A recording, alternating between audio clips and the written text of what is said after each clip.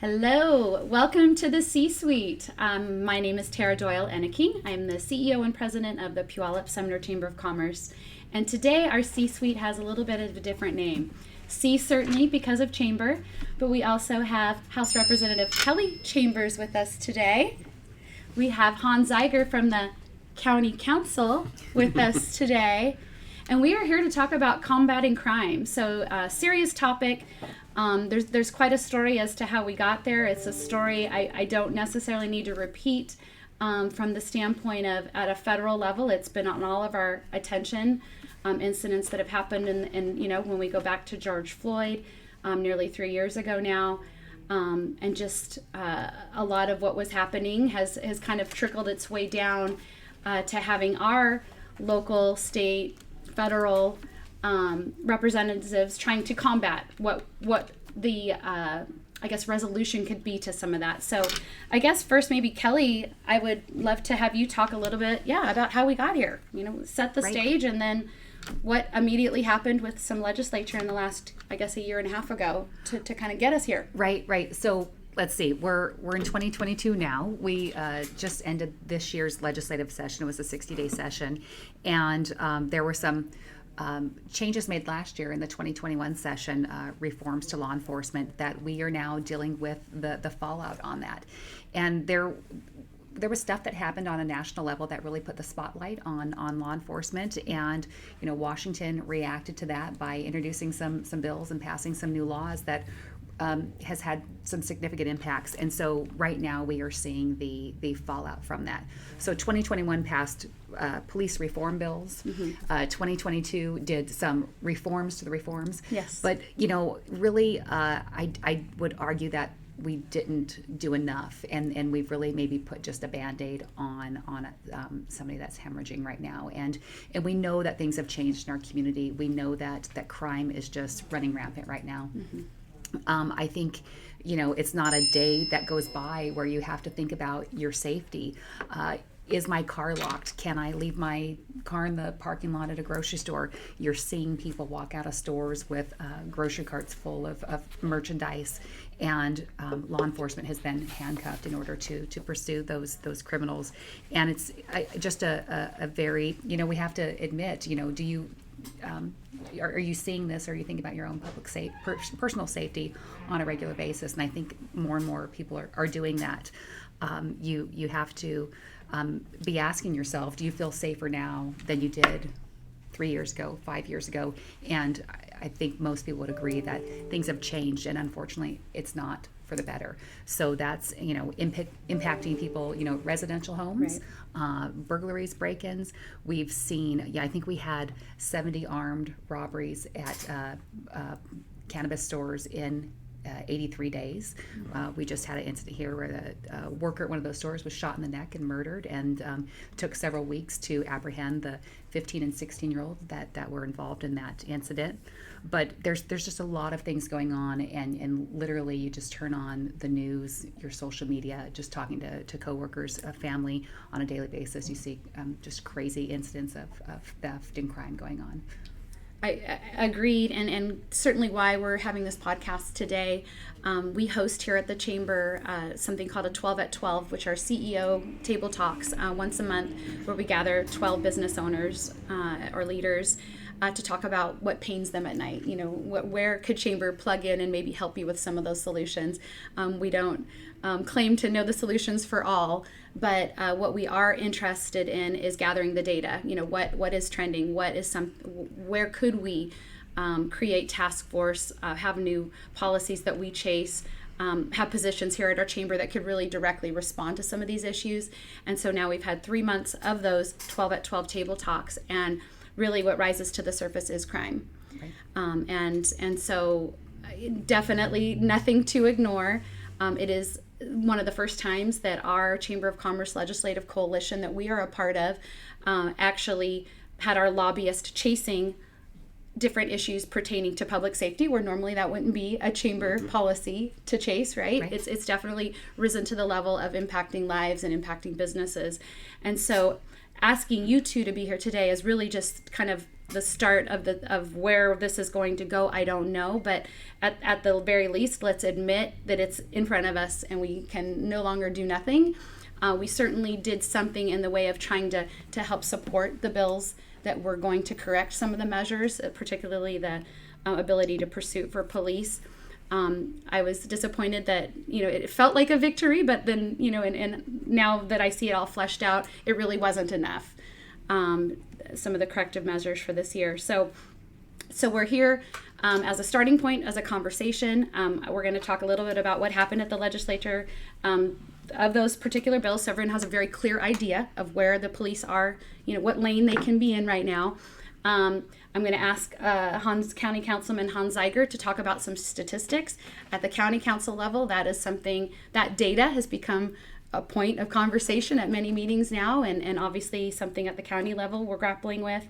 And then you have associations really, because they have to, come up with their own sort of policies and ways and resources that they can help their members. And so we'll share some of what they're talking about regarding some insights for retailers to protect themselves on crime. So let's kick it over to you, County Councilman Zeiger, just about some of those statistics that are kind of the facts. Yeah, pretty shocking when you look at what's happening across Pierce County right now, because we have seen a dramatic increase in crime.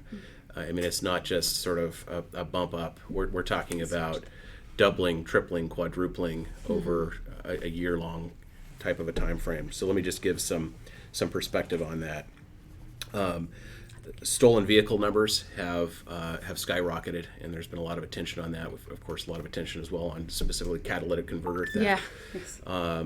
But if you go back to early 2021, 300, 400 per month would have been typically what you would see for vehicles stolen.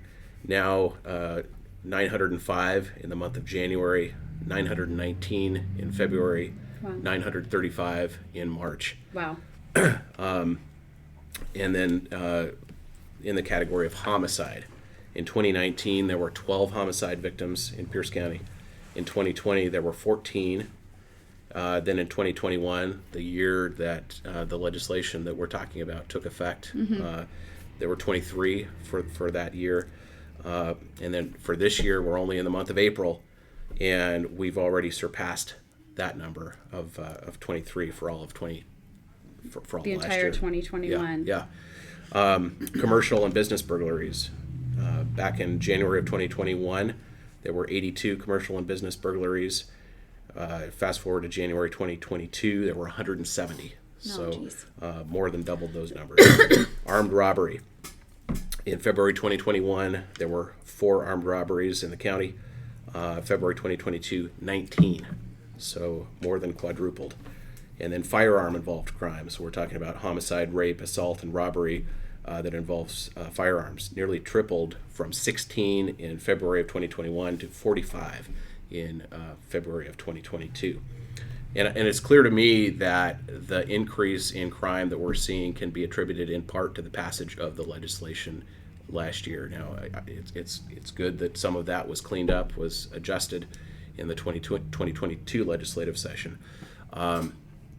But boy, without addressing the police pursuit bill that was passed last year, that is going to continue to be a huge problem for public safety in our communities. And it is urgent that the legislature address that to the point where the county council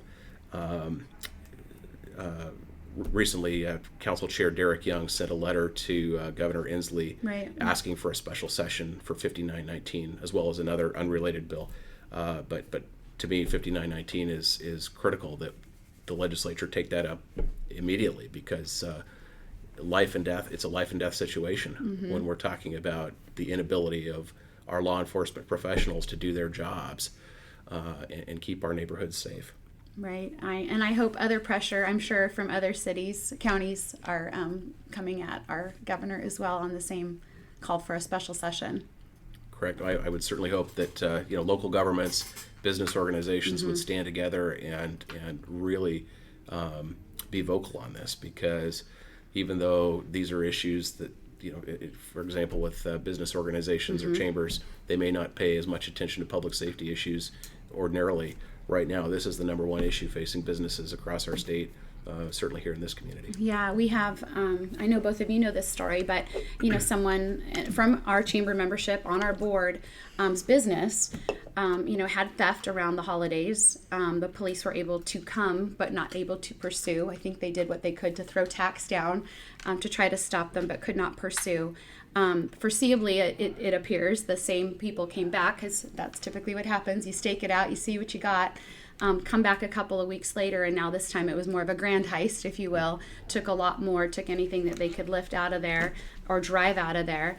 And very sadly, one of the vehicles they had stolen from this company was actually, in part of its getaway, ended up striking and killing a young 12-year-old girl. So it no blame on the police, blame on the policies. And I'm sure that hurts. That hurts that family, this business, this police officer, the police officers that could not do their job to potentially put that person away previously. Yeah. This is really, hurting communities because, I've only been down in the legislature 4 years, and you work with a lot of industry groups, and I haven't seen yet that criminals have their own advocacy organization, but certainly the word has spread like wildfire that they can run from law enforcement and they won't be pursued, and we have to look at those crimes and are they being prosecuted, but also ensuring that law enforcement has those tools to keep the community safe. And the pursuit bill is that one that did not get resolved this year in this legislative session, and it should have, because it's a major priority, and it's affecting every community across the state. And so what was passed on it in 2021 and what got corrected more specifically in 2022? Are either of you able to speak to those details? Or well, what was passed in 2021 only allowed law enforcement to conduct vehicle pursuits in a few instances: suspected DUI, and if the individual is known to be, I think, involved in a sex crime. It was a very limited scope. Okay. And so the pursuit piece was not addressed this year. Some of the other law enforcement reforms that were passed in 2021, use of force, and one with regards to the equipment that agencies purchase and use, those two were addressed in this year's legislative session. So law enforcement likes to say they like to have a variety of tools to be able to use in order to each circumstance is a little different, right? And so the bill with regards to equipment that they use, law enforcement can use bean bags, but what was banned was the device, because it was larger than 50 millimeters, to launch a bean bag at a suspect. That was prohibited in 2021. This year, the fix was to allow them to use rifles and the devices that launch bean bags. So that's a non-lethal force that law enforcement would use to go after criminals and effect an arrest or pursue somebody. The vehicle pursuit piece, it was voted out of the Senate. We had fixes to it, amendments to it, and then it died at the end of session. So that's frustrating when we see bills that were passed that aren't real significant. And you think, well, gosh, seems like this vehicle pursuit piece is a high priority. I would have thought so. And then pass silly things like a state sport like pickleball. It's just like that's nice and everything, fun, but is that really a high priority when we have such rampant crime going on and affecting every community across the state? What can you talk about with regards to other states? Are we one of the few states that really took these rights away to this measure, to this degree, or are a lot of other states kind of in the same boat with us right now and now seeing the repercussions of that? There's states across the country are looking at Washington and wondering what the heck is going on here. It's unfortunate because it's an expensive public expense to fund the training of new officers, and that was one of the good things that we did this session was funding additional training classes at the Law Enforcement Academy. But at the same time, we're hemorrhaging trained, experienced officers. They are leaving Washington left and right, and going to other states where law enforcement is more appreciated. The cost of living is lower, and I was at a conference with other legislators, and quite literally, legislators from other states gathered around and said, thank you for keep sending all those officers to us. We'll take them, and that's unfortunate because we have a need here, and I've talked to these officers that they don't want to leave Washington, but they feel like they're really being forced when they're not supported by the community, or with some of the laws that the legislature has passed. They have families as well, and they want to feel safe. And, sure. Quite frankly, there's a lot of other states that are looking more attractive right now. So we're losing some talent. Well, even before the situation that we're in, Washington was at the bottom of the state the list of states when it comes to per capita law enforcement coverage, and Pierce County, when it comes to our sheriff's department, is the lowest coverage per capita in the state of Washington, and that has to do with just the vast territory that they have to cover. We're talking about an unincorporated area of Pierce County that is 415,000 plus in population. And so there are some characteristics of the sheriff's department's coverage that are different from a city like Puyallup or like Sumner. And yet we are now losing valuable sheriff's deputies here in this county to other states, like you're mentioning. We're losing them to early retirement. They're making lateral transfers into local police departments that can offer some more generous incentive packages and better compensation. And we're sadly, around, we've seen some funerals of them as well. Deputy Collada lost his life, and what a tragic situation. And what an incredible life that he lived. And what incredible service to our community, not only as a sheriff's deputy, but also serving in the National Guard, serving in the U.S. Army. Just exemplary all around. Yeah, exemplary all around. Yeah. And leaving behind, a wife and a young son. So we're at around 45 to 50, kind of fluctuating around there with the total number of vacancies right now. And I worry that it's going to get much worse, and that if we don't do something serious and significant in the short term, that it could not just be a problem. It could be a big crisis for our county. And so there's some things that need to happen at the state level.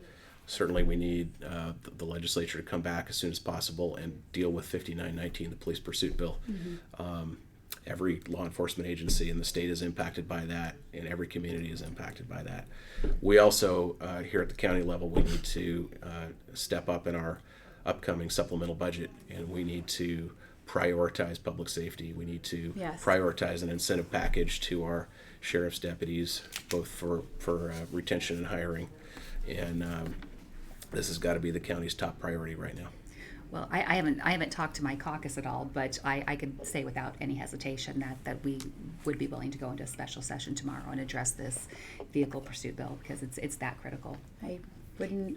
And I think we've kind of let the cat out of the bag. I mean, there's how do you rein in this lawlessness that's going on right now, and it's going to take, I would think, more time to rein that back in than it has taken for it to spin out of control. Spin out of control entirely. And so, when you look at associations that are putting together some of their own resources to, kind of for the employers to pass along to their employees to try to protect their employees, there's not just the act of the crime, the car that was stolen. They also, for $10,000, smashed the window to get into there, and you have employees now wanting to bring their own guns. It's just, it's crazy. It's all the other peripheral, and how many of these thefts are not being reported. So really, those statistics, I would have to say, are For sure. I'll speak from our car dealership that I own with my husband and I. We've reported very few. It happens all the time. Yeah. I know that some of our car auto dealers here in Puyallup joined together and hired a service like VSO, the Veteran Security Operations, to literally 7 days a week post up. And they're armed, and that's what they have to do. And word on the street is those places are protected, and they haven't been hit since June. So that's working. But again, go back to labor shortage and how many officers there are, and how can we all afford to pay someone? Right. Yeah. You're hitting on so many issues that as a chamber, your members are going to be dealing with. But everybody's hiring. The security companies are hiring. You know, the retailers, the hospitality, Yes. everybody's hiring. You know, everybody's got a hiring sign out front. And we just had the spring fair here, and the U.S. Post Office was there with a booth because they're hiring. It's just like, okay, everybody's looking for workers. We get that, and so it's kind of a one of the bottlenecks in the system is we need more staff to be able to do what we run our businesses, and those armed security are in high demand, but they're also very expensive. So then that adds up and adding to the bottom line for businesses that are obviously trying to make a profit, stay in the positive. But so there are associations that are coming together and providing members with resources, so how they can help their businesses and to get through these tough times with fortifying their physical space, and how you can not be a target for some of the theft that's going on. And I was reading through some of their pointers. One of them, it's a great tip, but it's also kind of scary to think that we're in this place that think about training all your staff on CPR and first aid. What if you have an incident and that your staff is there to fend for themselves until help comes, and just being proactive and preparing your employees should something like that happen. And if you're going to run into a situation where you're the only one there that can administer first aid until help arrives, that's a tough position to be in. Well, we are going to just keep putting this in front of us, and at our next step here, this is one mode of communication to be able to get out to our members and community at large, just kind of through a video audio broadcast. But this group here, along with potentially some folks from the Retail Association, potentially the police department, would like to conduct a town hall in the next month as well. So we'll get citizens to come out. We will figure out what we need to do to make that cry for a special session. Just anything. We're here, we're problem solvers, and this is one of the biggest problems in our community, and it's killing our community. And it is important enough. And so it has risen to the level of everybody, a call to action for everybody. We need to do something. So I thank you too for being here for this very, very beginning of this conversation, and look forward to collaborating, and any other insights along the way you can provide. Let us know what lane we need to be in, and we'll be there. Well, just at the as session ended, the Capitol's opened back up, and as legislators, I know myself and my seatmates, Representative Cindy Jacobson and Senator Chris Gildon, we make ourselves available all the time to constituents. We love this community. That's why we serve. We want to see it thrive, and we want to see not just the Puyallup-Sumner chamber community, but the rest of Washington make it through this time and really be able to thrive and have safe communities where you can walk to your car at night. Yeah. You can take your kids to the park. That's what we know this community to be, and we know that we can get back to that. Yeah. And I'm not going to get into a lot of details, but there's this whole other crime that's happening. It's just getting more sophisticated. And yesterday I happened to wire $150,000 to a criminal. And thank God it was caught. But again, the crime at all levels it's constant. It's constant. Yeah. And they're getting clever. And the rope we've given them is really just a wide one that they're capturing us. And anyway, another topic for another day. Thank God we got it back. Right. But yeah, anything else, Hans? Well, I would invite folks to contact my office at the City Council. My district covers Puyallup, Sumner, South Hill, Summit View, Edgewood, Milton, and Pacific. And we have a lot of issues we're dealing with at the county right now. Public safety, I believe, is foremost, and it needs to be our top priority when it comes to policy and our budget. But homelessness is another big one, and spending a lot of time on that as well. Okay, sure. Well, we are so fortunate to have you both. Just great allies to the chamber, to the community. Again, we're very lucky, and thank you for being here for this conversation. It's a very important conversation. Anytime. Yep. Thank you. Thank Thank you, you. Tara. All right, you bet.